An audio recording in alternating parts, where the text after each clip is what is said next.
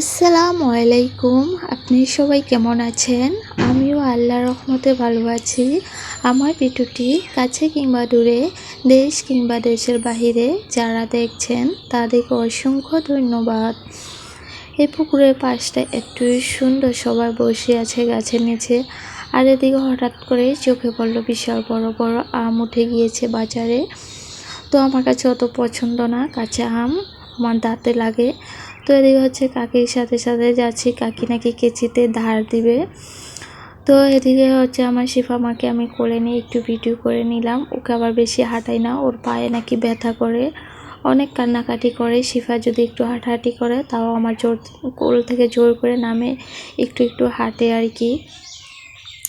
তো বাজারের ভিতরে তো ওকে হাঁটা দেওয়া যাবে না, অনেক লোকজন।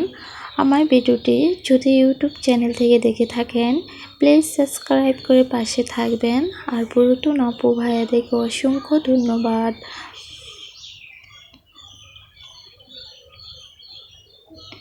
এই রাস্তার ভিতরেই দোকানে কেচি ধার দেয়, তো আমি কখনো এদিকে আসা হয় না, এই প্রথম আসলাম। তো এই যে কারেন্ট নাই বলে কেচিতে ধার দিতে পারলো না, কেচি রেখেই আমরা বাড়ি এখন চলে যাব। এখন গাড়িতে উঠবো।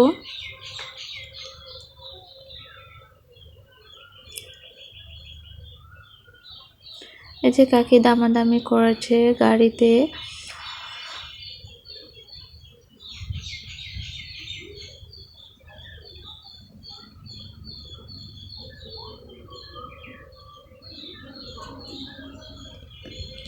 এদিকে আমরা গাড়িতে, যে কাকি অটো নিয়ে নিল, এখন গাড়ির ভিতরে উঠে পড়বো শিফা মা আমি।